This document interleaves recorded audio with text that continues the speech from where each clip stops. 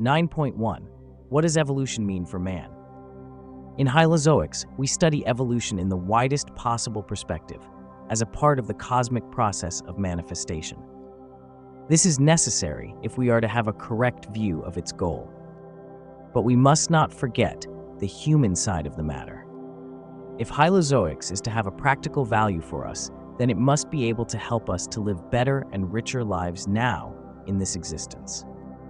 The present section, and the one following it, will therefore explain man's next possibilities of self-development. Very generally, it may be said that man develops to the same extent that he strengthens, builds, and activates all the positive qualities belonging to the human kingdom. Negative or worse qualities ultimately depend on the fact that the opposite positive ones have not been activated to dominating strength. Cowardice is possible because courage is undeveloped, hatred is born from lack of love, and so on. When all the positive qualities have been humanly perfected, then the individual has in fact passed to the fifth natural kingdom. The fact that man develops to higher levels does not in the first place mean that he conquers esoteric or mystic qualities that are incomprehensible to most people. Evolution means above all that man intensifies all the positive qualities he already has to some extent. Man is relatively brave, persevering, faithful, unselfish, grateful, judicious, upright, and so on. He is at the same time relatively cowardly, resigned, unfaithful, selfish, ungrateful, injudicious, and unrighteous. At the lowest two stages, the negative qualities are stronger than the positive ones. At the cultural stage, the positive qualities slowly begin to dominate the negative ones. At the causal stage, the negative qualities are overcome entirely. For evolution is that process in which occasional superconsciousness is turned into permanent waking consciousness.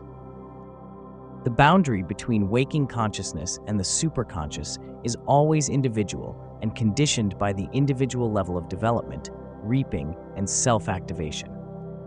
In most people today, this superconsciousness is essentially emotional, 48:2,3, and mental 47:4,5. The most important domains to activate are therefore the next higher emotionality, 48:3, the positive feelings promoting unity, and the next higher mentality, 47:5, perspective thinking, common sense. 5 evolution is self-realization in the physical world.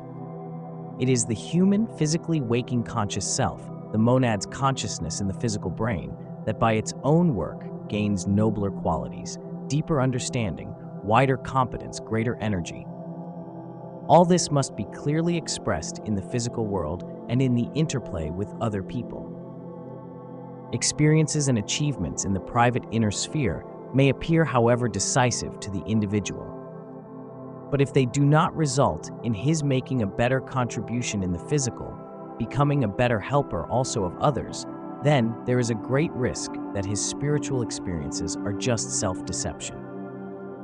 6. To the individual, evolution means an increasingly wider capacity to solve problems. Life is a seemingly endless series of problems and tasks that man has to solve. There is no level where problems cease, no level where man comes to rest, for then evolution would come to a standstill. The problems of life are objective. They affect man regardless of his subjective, erroneous view on his own life task, his ever one-sided interests, narrow attitudes. Such one-sided views always imply blind spots in his judgment or numb fingers in his hand.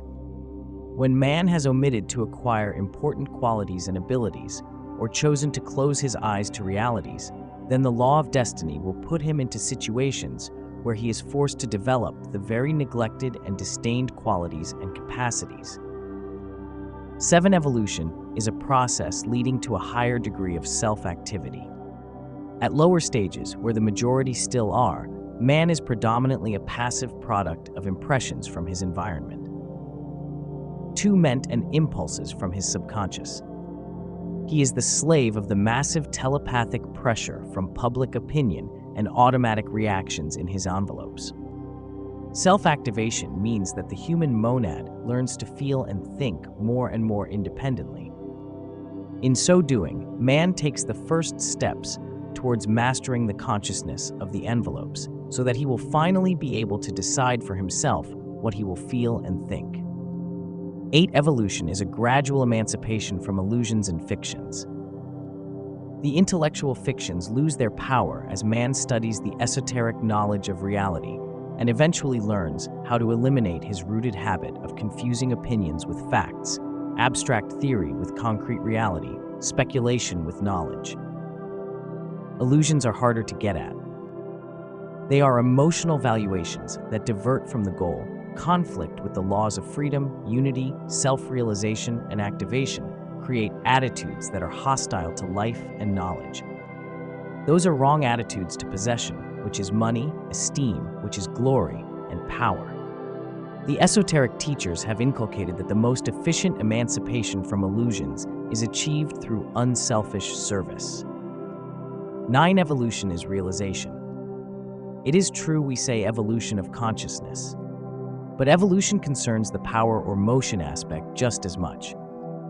Consciousness cannot be developed merely into ever higher degrees of perception and understanding.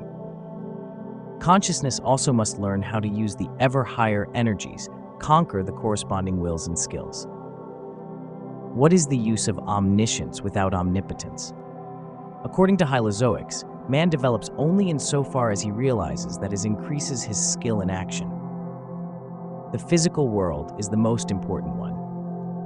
It is in this world that man demonstrates his level of development by serving, helping, raising others. 10. By ordinary human standards, evolution is an immensely slow process. 100 incarnations may pass without noticeable progress. This is due to mainly 2 factors: repulsive emotionality and passive mentality, or to put it bluntly, hatred and stupidity. When man begins consciously striving to improve, his development will put on speed too. The method of activation gives him the tools he will need to do it. 9.2 Balance is necessary.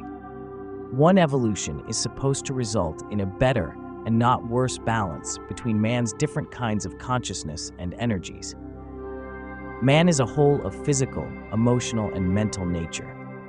If he is to reach his goal in the human kingdom, the activation of his potential causal nature, 47:2,3, then his physical, emotional, and mental powers must reach their highest potencies: physical health and vitality, emotional love, and mental intelligence.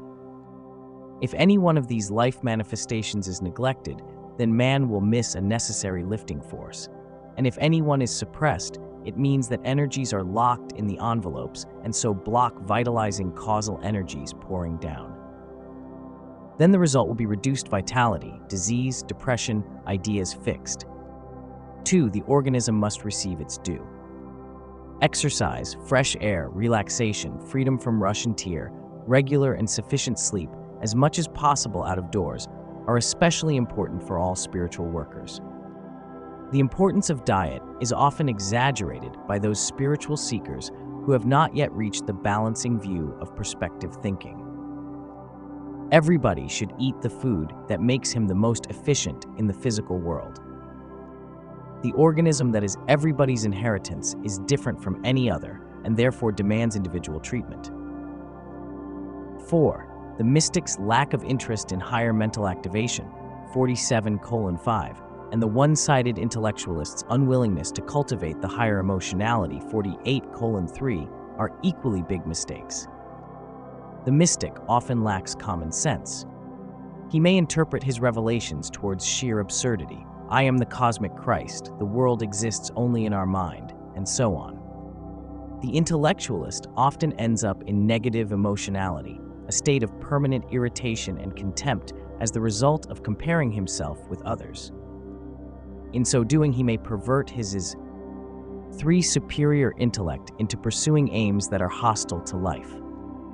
5. Many spiritual seekers today are victims of the mistaken view that you reach higher consciousness by maltreating your so-called lower nature.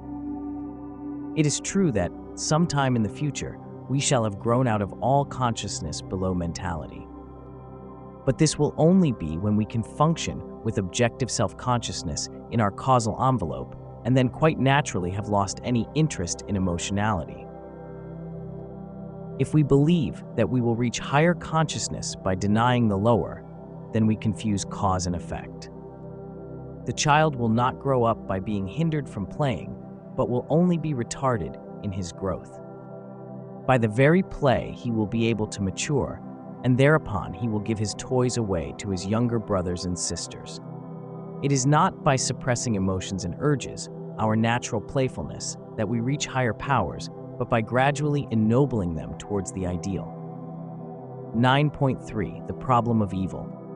One theology, philosophy, and occultism have tried to solve the problem of evil in various ways. Generally, this has resulted in absurdities. 3 examples of this. 2. Man is born in sin, and he is destined for eternal hell if he does not accept some certain religion. Evil is an illusion that exists just as long as we believe in it. Evil is an eternal principle in existence, necessary to the existence of good. According to Hylozoics, evil is a terrible reality on our planet and consists in the violation of the right of every living being. Evil manifests itself already in the parasitism of vegetable life and the predacity of animal life. In the human kingdom, evil is far more developed and appears not only in intolerance, oppression, exploitation, killing, and so on, but also in the well-organized and intelligent opposition to all essential knowledge of life. In the deepest sense, evil is the individual's inability to perceive his unity with all the other life. It is his inability of compassion and empathy. It is his inability to understand that every being is a unique individual character that has the natural right to development, freedom, and the pursuit of happiness. Hatred, repudiation, and contempt arise when a man concentrates on real or imagined negative traits in another man and overlooks the positive traits that always exist in everybody. Hatred also arises when an emotionally negative person is reminded of his smallness, for instance, just by meeting a person of a higher stage. Feelings of envy and inferiority towards people who are at higher stages or are better off are strong motives of hatred in our times. Entire political ideologies have been formulated as rationalizations of such illusions. 5. Suffering exists only in the physical and emotional worlds, and in these worlds, only in their lower 3 molecular kinds, 49:5-7 and 48:5-7. Only physical suffering may be incurable: pain, old age, disease, death. Emotional suffering can always be cured through an act of determined will, by refusing to suffer, refusing to pay attention to whatever is believed to cause suffering. That presupposes the ability to control your consciousness. That ability can be trained. 6. Evil and suffering are problems of evolution. At lower stages, they are inevitable, since man is ignorant of the laws of life and unable to apply them. At higher stages, man learns to work according to the laws of life, and in so doing, he sows more good than evil sowing. But he is still afflicted by suffering as a consequence of old bad sowing. Before the monad is able to pass to the 5th natural kingdom, it must have obliterated all its bad sowing sown in the human kingdom, either by reaping the corresponding bad sowing or by voluntarily making good, the method of higher stages. In the 5th natural kingdom, and in the ever higher divine kingdoms, there is no evil and no such suffering as is due to individual and group egoism. 7. Good and evil coincide by and large with what furthers and counteracts evolution and unity. Since human beings are found on many different levels of development, what is evil for one individual is not necessarily evil for another. One example of this, self-assertion, is necessary and a good thing on the lower barbarian levels in order to strengthen early weak individuality. At higher stages, when man has acquired self-reliance as well as self-determination, self-assertion becomes an evil and hinders his expansion into group consciousness. For the individual, evil is all the lower levels that he has passed in evolution. The particular evil is the level which he has just passed and which still attracts him downwards. Good is all higher levels that he has not yet conquered. The particular good is the level he is just conquering, his concrete ideal that attracts him upwards. This shows that good and evil are relative. On each level, however, good and evil are absolute in their opposition. So they must be, if man is not to end up in a chaos of right and wrong. 9.4. The laws of life in evolution. At lower stages, evolution goes on unconsciously and automatically. At higher stages, man can work efficiently for his evolution by applying laws of life. All the 7 laws of life always work together in man's evolution. They work in very different ways, however. 3 of the laws of development, destiny, and reaping, work over long series of incarnations without man being able to directly influence them in their effects. They determine the basic conditions of each incarnation. However, within the inescapable limitations that are in any developmental level, destiny, and reaping, man is often able to apply the other 4 laws, the laws of freedom, unity, self, and activation, efficiently and purposively. Thereby, he can indirectly influence the action of the other laws as well. These 4 laws, thus, are the most important laws for man from the evolutionary point of view. It is an erroneous view of the law of reaping that everything we meet with in life is just reaping, so-called karma. The law of freedom excludes the possibility of so-called blind fate. We have a 99% chance of changing our apparently inescapable destiny. But in order to do so, we must have a positive attitude to life, the insight that we have the power to overcome seemingly insurmountable obstacles. 3. The purpose of the law of reaping is to make us understand life, make us respect unity by showing us in the most tangible manner what the consequence is when we have trodden unity underfoot. If we have that attitude, then we should be able to take sufferings and adversities composedly and in a positive way, take them as the trials we must pass in order to gain inner strength and endurance, necessary qualities and abilities. 4. Usually we take reaping in the negative way. In so doing, we worsen the effect of the reaping and sow fresh bad sowing. It is true that man's suffering is self-inflicted. However, only about 1/10 of his suffering is bad reaping.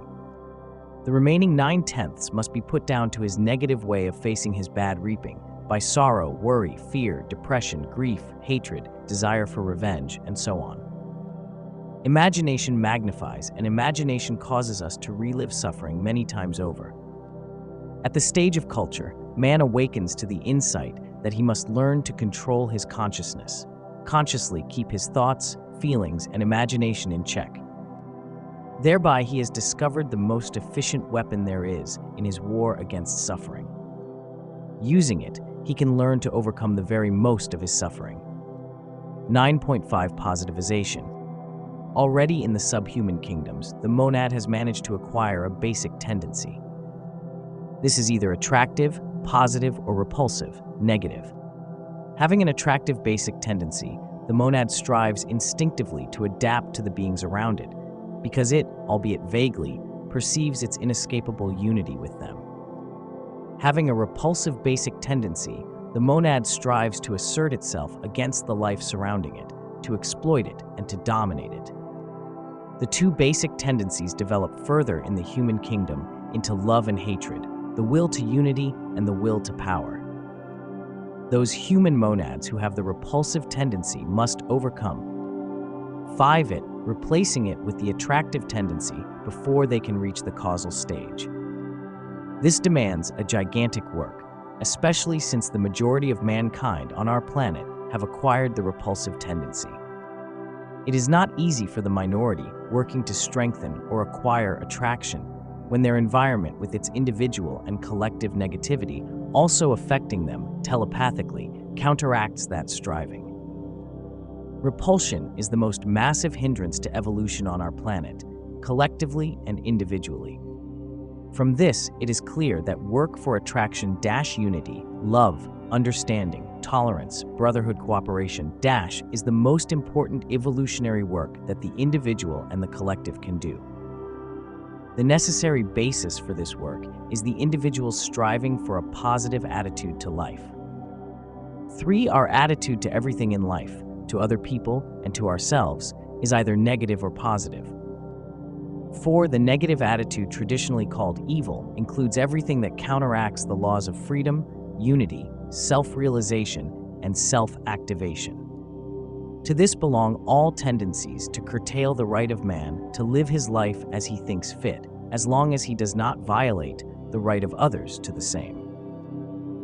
To this belong all the moralistic demands of some certain way of life or obedience to convention, all hindrances to the pursuit of knowledge, all restraints on man's aspiration to higher levels, all dictatorial, totalitarian, and authoritarian tendencies, except necessary measures taken against violators of the rights of others.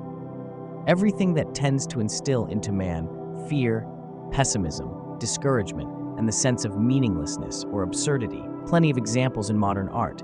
All kinds of gossip, slander, and prying into other people's private life. All suspiciousness and pettiness. And last and first, all judgment and moralization. 5, the positive attitude, traditionally called good, includes everything that works in harmony with the 4 laws of life mentioned above. The positive attitude strives for loving understanding of everything human, strives to see what is best in everybody, and wants to disregard the worst side as a matter of principle. It refrains from judging and moralizing, since it has seen deeper and knows that faults are always universally human, that we see only what we possess ourselves, that whoever judges another judges but himself. Since everything can be misunderstood, it must be said here that the positive attitude does not imply neutralism or weakness in the face of violations of rights. The positive man does his best to counteract hatred, falsehood, and violence, intervenes resolutely on the side of the violated, but tries at the same time to understand and not to judge the violator. This attitude requires the ability to distinguish between things and people, the errors and the erring. The positive attitude to life is based on trust in life and trust in self, and makes its best to instill the same spirit into others. It wants to bring out and show people their immense possibilities, whatever gives us power, courage, and joy, helps us to overcome our rooted tendency to be hypnotized by hindrances and failures. We can never do too much in the work to increase positivity in ourselves and others. Here is some advice on how to work. 7 of happiness. All people strive for happiness. Ancient wisdom tells us that happiness will come to us when we have ceased hunting it for ourselves, when we live in order to make others happy. Happiness is not to be found in outer things and circumstances, but in inner contentment. We become happier to the extent that we liberate ourselves from our discontent, our envy, our demands on other people and on life. 8, accept the inevitable. Certain things are in our power, most things are not. It is no use complaining about the inevitable, grieving, putting up a resistance, desiring differently. Vain desires steal from the will the power we need so well to make a positive contribution where we indeed can make one. 9 of suffering. Suffering is inevitable as long as we are human beings. We should, as a matter. 6 of principle, without exception, regardless of our sympathy for or antipathy to the suffering person, try to help whenever and wherever we can. Suffering is at bottom always self-caused through crimes against the laws of life. It is, however, a misconception of the laws of life to refrain from helping, pleading the karma of the suffering person as an excuse. Because when trying to relieve suffering, we are the agents of the laws of life. 10 of attacks. When we are under attack by other people, when we are being criticized or blamed, we, in 99 cases out of 100, meet repulsion by repulsion, either aggressively and retaliate with corresponding abuse, or depressively and bed ourselves down in self-pity. However, there is a third method which is positive, constructive, and evolutionary for both parties: impersonal compassion. Using it, we listen to criticism in this spirit. I may learn something of this, however exaggerated and twisted it may be. I may learn what another person thinks to be my failings, which can help me to overcome them. I learn something of the nature and functions of man. I exercise myself in the virtue of invulnerability. And above all, I make the best of the relation to this person by meeting wrath with calm, for then he cannot do otherwise than regret the matter later, so that we can become friends again. We are responsible for each other. If we meet unkindness with unkindness, then we unfailingly contribute to the other person's getting stuck in a negative and painful state. A leaven of fear of failing, that serious hindrance to evolution. All too often we fail to act, to do what we can out of fear of making mistakes. Hylozoics affords us the theoretical understanding of the fact that man is a very imperfect being since he is under development. But in some way we still cling to that life-hostile moralism fomented through the demands of Christianity that man be perfect, saying that he is perfect who makes no obvious mistakes. The absurdity of this view is clear from the fact that the passive individual who is sitting back when wrong is being done, of course, makes no mistakes. According to the law of reaping, however, passivity and omission have their consequences, and by no means the mildest ones. One way of shaking off this perverse passivism is to say to oneself over and over again, the value I give to myself is not due to my so-called failures, but to my sincere attempts and my constant striving forwards. 12. Be slow to accuse others for problems. Rather, seek the causes in yourself, if you are to seek them at all. Don't be slow to act. Do it now. 13. Of trust in self. Generally, we are too dependent on how other people view us and value us. Being under this force, we strive to please others and have an inner compulsion to justify our actions before others. We need to strengthen our trust in ourselves. A good beginning is to refrain, on principle, from giving others glimpses of our private life, from explaining motives for our private standpoints, and so on. That is a right granted to us by the law of freedom. It's a method working on the side of evolution, also, because it is a non-aggressive way of efficiently counteracting general gossip and curiosity. 14. Of gratitude. Every day we should contemplate, for a few minutes, how immensely much we have got for which we should be grateful. How many favors, opportunities, possibilities life grants us almost every moment. How we could use them better in the service of life, and in so doing, pay off on the debt account. Motto: be grateful for everything. 9.6 Activation. In Hylozoics, the teaching of the three aspects of existence is fundamental. The beginner is overwhelmed by the idea that everything has a consciousness aspect. But then, he must not forget that everything also has a force or energy aspect. It is not enough to develop higher kinds of consciousness, to perceive and understand more and more. It is precisely equally important to develop higher kinds of will and ability, higher kinds of skill in action. For only then you will be able to realize what you have understood. Realization is in the motion, or 7 power aspect. 2 in our times, more and more people awaken to the insight that the meaning of life is not in the values of the matter aspect, the acquisitive society, but in those of the consciousness aspect. It is perhaps inevitable that this growing movement for a new age is one-sidedly directed to higher consciousness as a goal in itself, since most people end up in mysticism and begin striving for spiritual experiences. The mystic thinks that ecstatic states are a final goal, and when he has reached them, he has reached union with God. The esoterician, on the other hand, regards such experiences as a mere beginning. 3. The esoterician knows that this activation of consciousness must be given an outlet in the physical world as well. It cannot be too strongly emphasized that it is in physical life, by struggling with its problems and solving them, that man acquires all the qualities necessary for the higher evolution. Those qualities are essential, which means that they must be humanly perfected before the monad is able to pass to the 5th natural kingdom.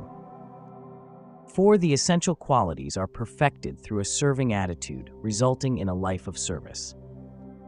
Service makes us activate our higher emotionality and then helps us to keep our consciousness on that level.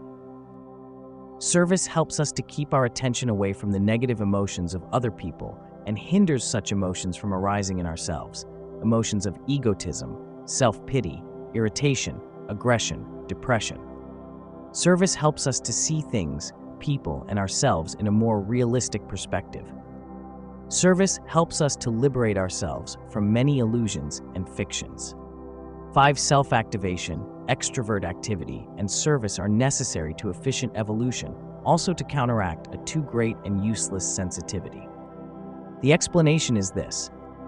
Upon the activation of a somewhat higher kind of consciousness follows a greater sensitivity and impressionability. This turns into suggestibility and vulnerability if the individual does not simultaneously learn to control his consciousness, learn to decide himself what his consciousness is to contain. Also, extrovert work accustoms consciousness to self-activity, to active attention, and in so doing, counteracts efficiently the tendency to passivity, impressionability, suggestibility, and vulnerability. 1/3 of our lifetime we use up for ordinary sleep.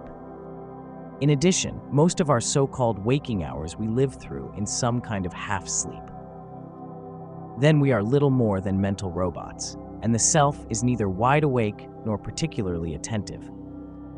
We see without looking, hear without listening, talk without reflecting, and our so-called thinking is little more than a chain of mechanical associations.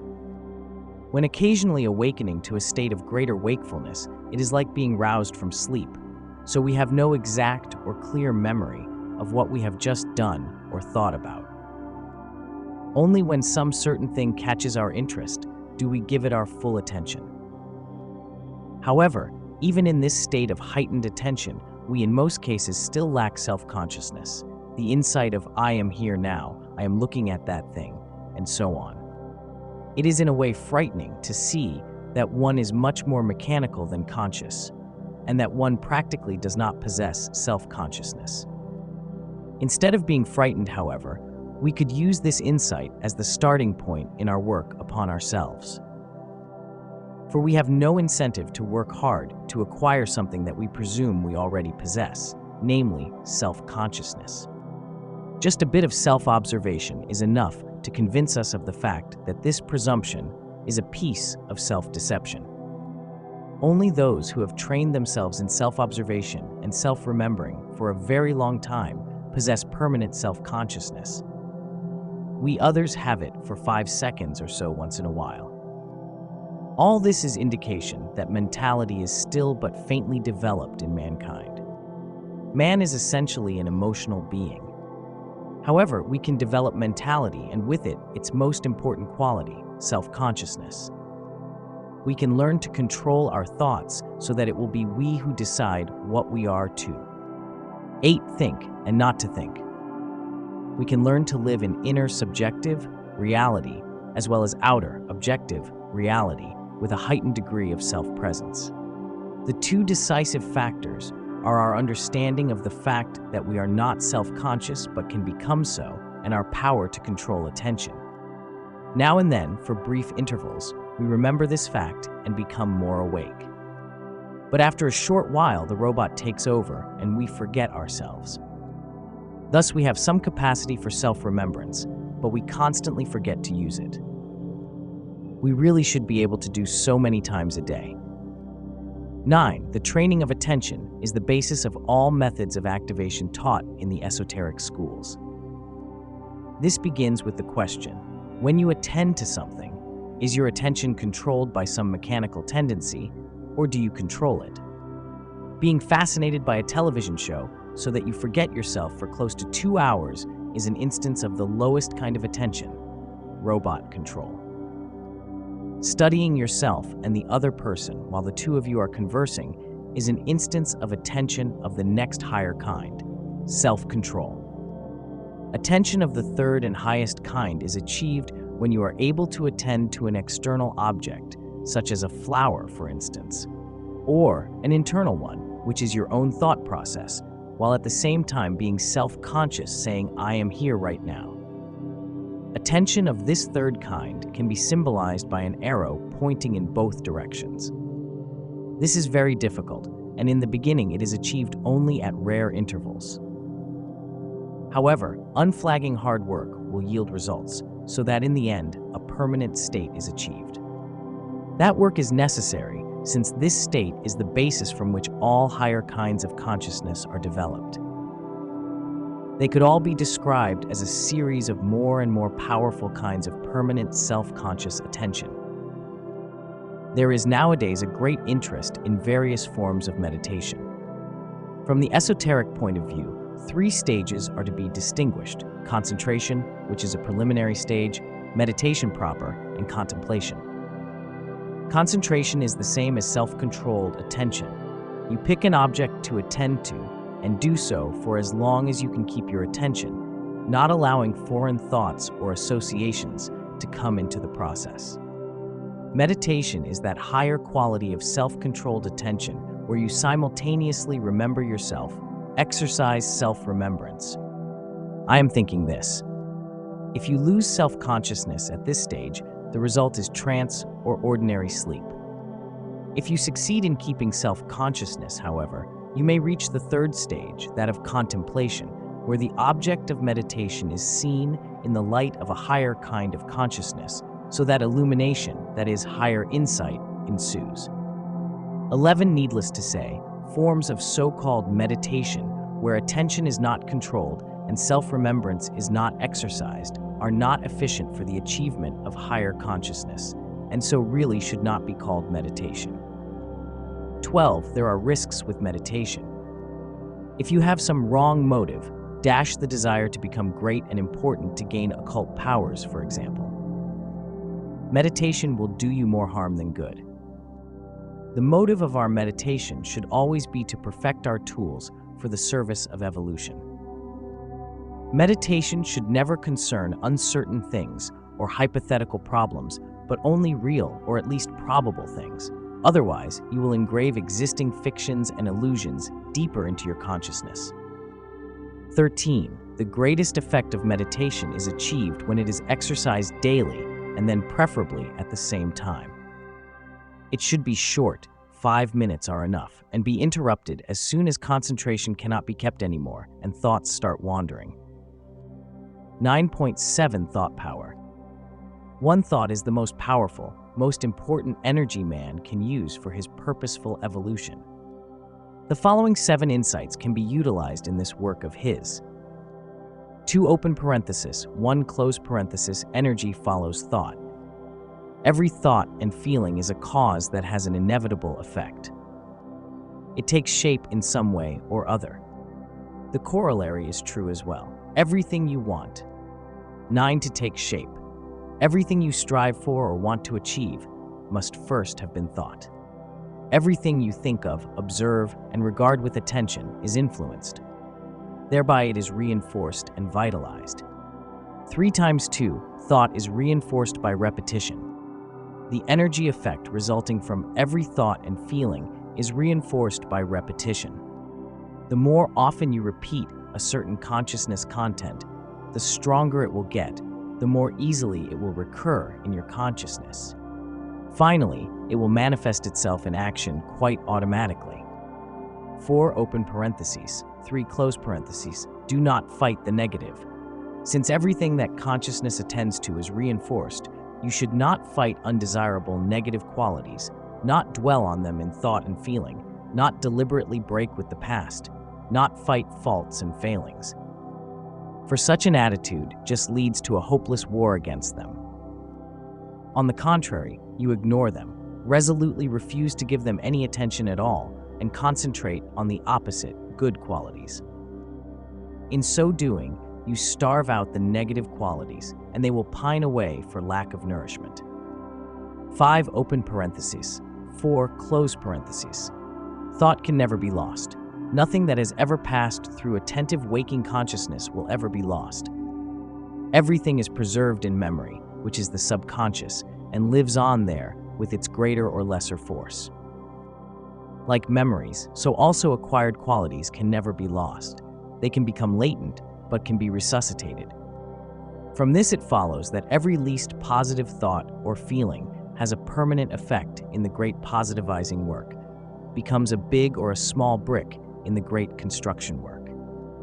Therefore, no work in the service of good will ever be done in vain. 6 open parentheses, 5 close parentheses. Thought is inexhaustible. This is just another formulation of the law of giving, which says, "To him who gives will be given. He who holds back will lose." We will never fear that we shall reach a limit in our ongoing conquest of the powers of thought, as long as we constantly give out to others what we have received. Nor will we, when so giving out, fear that we shall be exhausted or go without our share in it. The more we give, the more we receive to give. The energies that sustain us do so not by being stored in us, but by pouring through us. Or to use a likeness from the Bible, you can walk on water, but not stand on it. 7 open parentheses, 6 close parentheses. All things are symbols. Physical events, actions, or objects either are or can be made symbols for states of consciousness and inner qualities, and so remind us of them. This law of symbols we apply negatively more often than not. Happenings, people, things we allow to remind us of negative experiences we have had in connection with them, or such things as resemble them. The symbols lead their own lives in the subconscious, acting destructively from there in the form of irrational aversions, inhibitions, phobias. However, man can by acting consciously make physical events symbols of inner positive states and qualities: joy, courage, trust, liberation, love, hope, and so forth. 8 open parentheses, 7 close parentheses. Thought liberates us by de-identification. Our identifications bind us.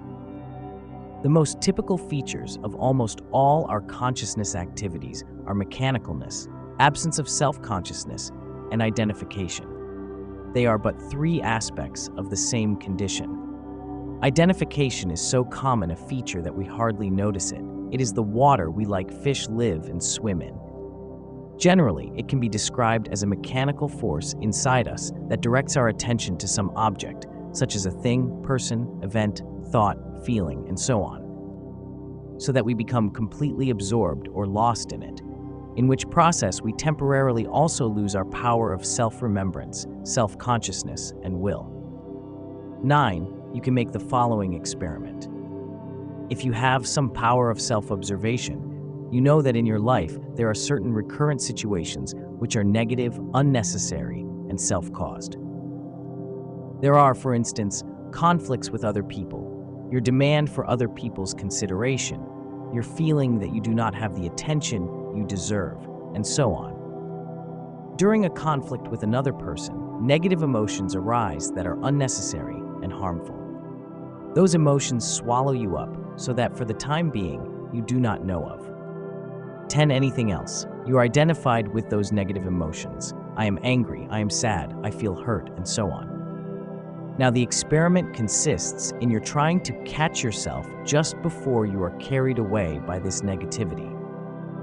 In other words, you try to self-remember just before such situations tend to arise. You must make this experiment many times before you will have significant results, and there are 3 stages on the path to success. At the first stage, you do not even remember, until long afterwards, that you should have tried to catch yourself.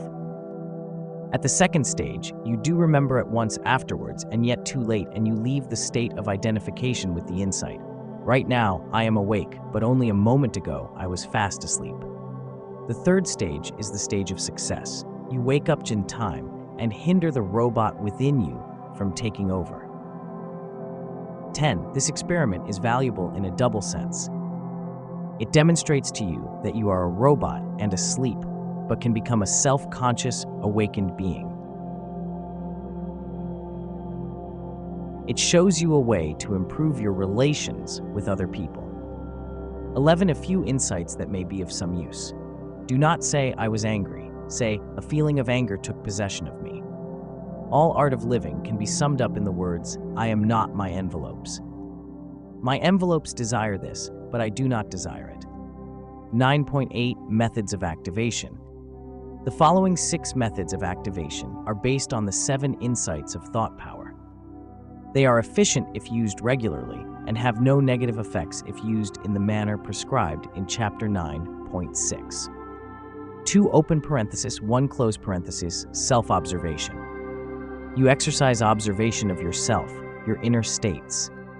You do not try to control or influence them, not to suppress them in any way, not to analyze, and least of all to criticize. You just observe the ceaseless flight of thought, how one association follows the other, without pause. You are quite concentrated on self-observation, as long as you exercise, but interrupt it whenever you sense the slightest discomfort or stress.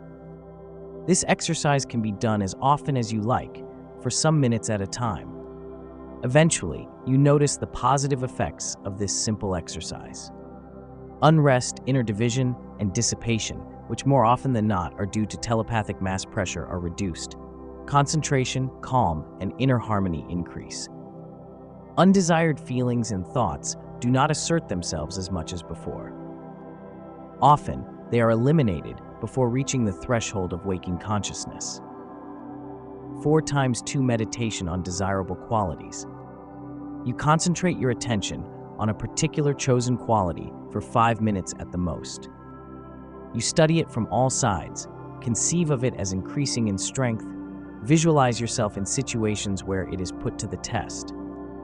The exercise should be done every day and preferably at the same time, and so that you change the qualities on a regular basis. There are 12 months and 12 essential qualities. In order for the exercise to yield results, it must not be a mere intellectual play. Feeling and imagination must enter into it, so that the qualities referred to become the objects of desire and longing. Also, this attitude can be trained forth in meditation. 5 meditation on qualities makes it easier to acquire them. Admiration is a powerful force for the realization of ideals. A small boy once heard his parents talk admiringly about a man who, with a great presence of mind, had saved the lives of many people when a ship went down. This made an indelible impression on the boy. Thereupon, whenever he heard or read about disasters, he imagined himself into the situation, reflecting on how he would have acted. As an adult, at a serious train accident, he was the only one to keep his head cool, and so could do a great service to his fellow men. Unknowingly, he had meditated on the quality of self-presence, and so had acquired it. 6(3) Visualization. You observe an object intensely during a minute. Then you close your 11 eyes or cover the object and try to reconstruct it in your inner eye as faithfully and with as much detail as possible. It is a matter of character whether you prefer to visualize with open or closed eyes. The 2 methods are equivalent. Of course, you can visualize pictures from memory, mentally write letters and figures on a blackboard, recall faces you have seen during the day, and so on. Visualization increases your power of concentration and activates mentality. 7 (4) occultations are actions of heroism in miniature. This means that you do the very opposite of what the lazy part of yourself wants to do, without your putting up an internal resistance. For example, to take the stairs instead of the lift, to not watch that television show, but take a walk with the dog instead. 2 things are important: that action follows immediately on the resolution, without preparation, afterthought, or inner persuasion. That you do what you have decided cheerfully, without negative emotions. 8 occultations strengthen mental will, reduce the tendency to passivity and negativity. They can be performed as often as you like. They are particularly valuable when doing them. We can improve our relations with other people. We can let the negativity and aggressiveness of others be the mental wall bars against which we train our positive will by remaining calm and unchangingly polite despite the abuse directed at us. This is training the will to unity. 9 (5) charging. During 1 minute at the most, you concentrate your attention tensely on a certain positive idea or quality and simultaneously imagine that you transfer this concentrated energy to an object or an action.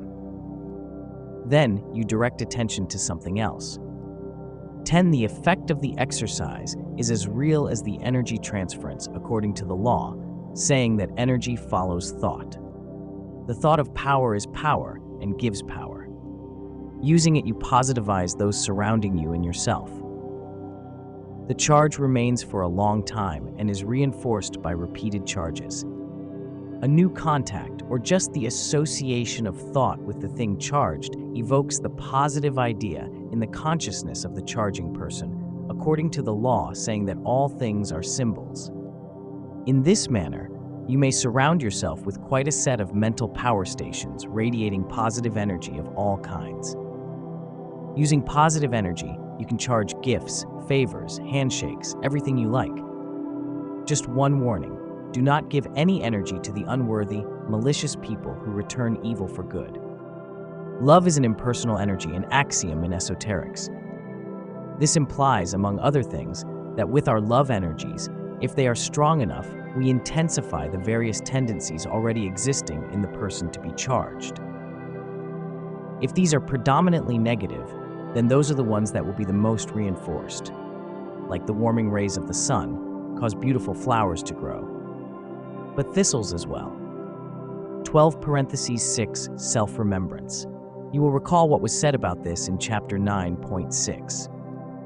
Make a pact with yourself to self-remember, say 3 times a day, for at least 3 minutes at a time. If you think that is too small a commitment, just see if you can keep it up, even for a week. This is very hard work, but necessary if your aim is to produce self-consciousness.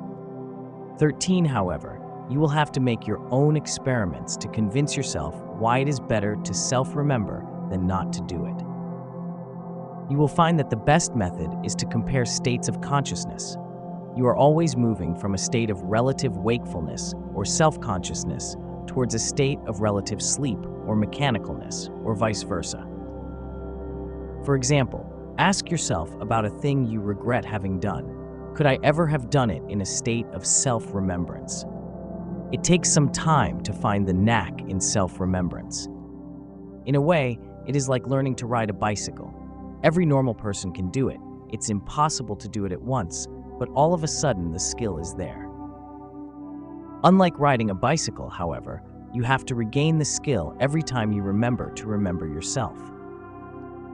And it takes some time to learn to tell the difference between imagination about self-remembrance and real self-remembrance, the same difference as between imagination about work and real work. Real self-remembrance has 12 features of strangeness, like when you awaken one morning after sleeping in a strange house. I am here. How strange. It has an aspect of heightened aliveness, impressions being more vivid. It is also accompanied by a calm though strong optimism, like the insight of the mystics that all is well. One important characteristic of real self-remembrance is that it never hinders or impairs normal consciousness functions, whether those of thinking, feeling, or moving. It is above those functions, not detracting quality from them, but on the contrary, adding quality.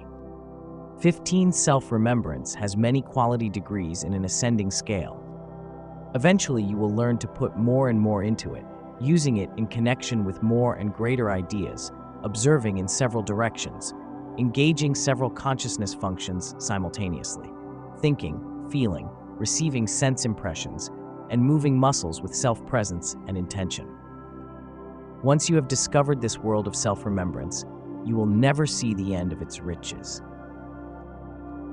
Copyright 2004 and 2018 by Lars Adelkogh. All rights reserved.